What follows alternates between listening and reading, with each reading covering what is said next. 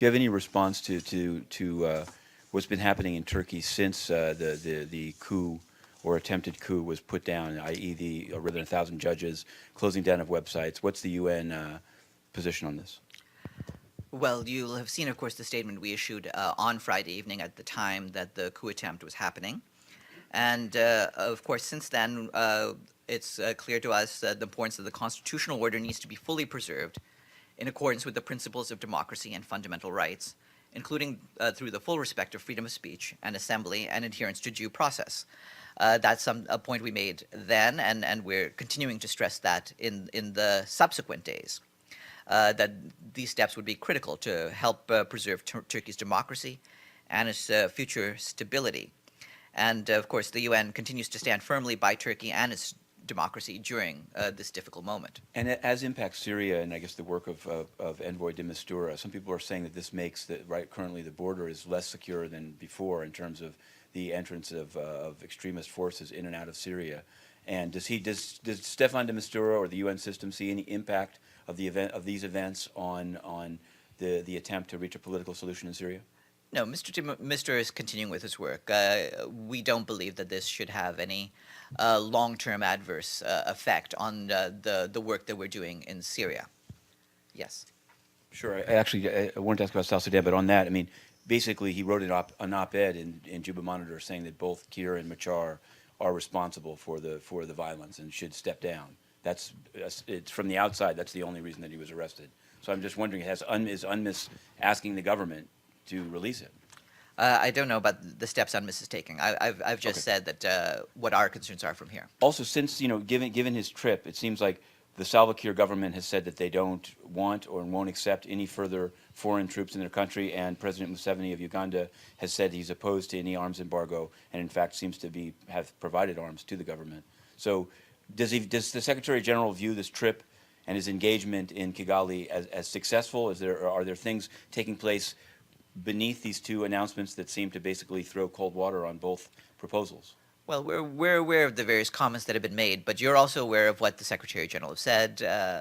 You'll have seen the many readouts we put out of his meetings. He is continuing to go about his work to build up support for the proposals he's made, and of course, he's also made those proposals, as you're aware, to the Security Council, and we'll await what their reaction And is. did he on But Burundi? it's clear from the Secretary General's perspective what are the fundamental steps that are needed to make sure that stability can be restored to South Sudan. In his time there, did he accomplish beyond? I mean, I read the readouts, but it seems like there's now a proposal that's now pending in the council for sending police to Burundi. Is it something that he spoke to regional states about? Is there any thinking of who the police would be if the council approves it and the government accepts it? Well, you know what the Secretary General's proposals have been, and we've been waiting for the Security Council to come up with their own ideas of where we go forward in Burundi. So we're awaiting guidance from the Council, and we would welcome any steps that move us forward along that way.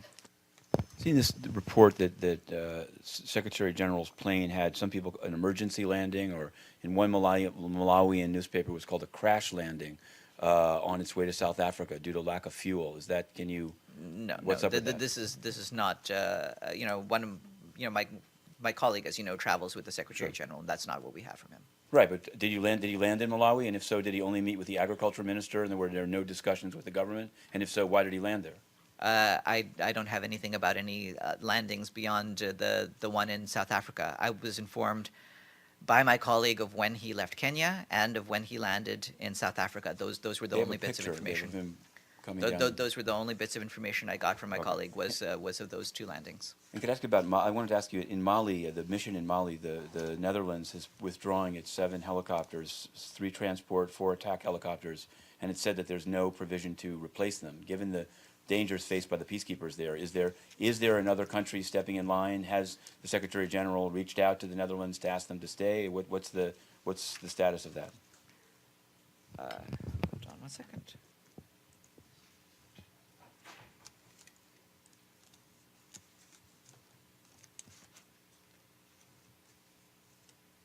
One second, please. Yes, we can confirm that the government of the Netherlands has indicated its intention to withdraw its attack and military utility helicopter units from the UN Multidimensional Integrated Stabilization Mission in Mali, MINUSMA. We're consulting with troop contributing countries to determine what options may be available. Okay. Yes. Sure. I wanted to ask about the answer you gave at the end of your opening, but first, just on Yemen, since you talked about the talks, some were saying that Ismail old Sheikh Ahmed has written a sort of a side letter to the President Hadi's side, giving certain assurances that got him to return to Kuwait. And I'm wondering, one, can you confirm that there is such a letter? And two, will you disclose the letter? Or if not, three, why not? No, I can't confirm that there is any such thing.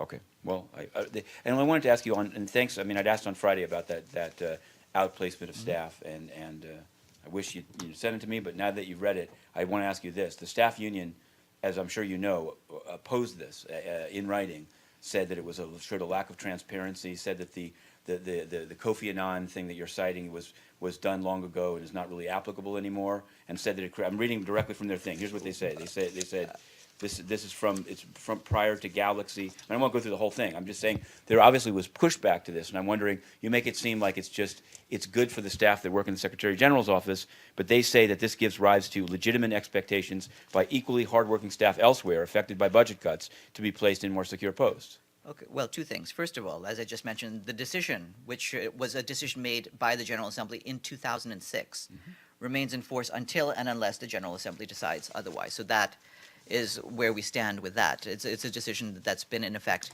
basically for a decade. Secondly, we have been in touch with staff representatives, and we'll continue to be in touch with them on their concerns. Have a good afternoon, everyone.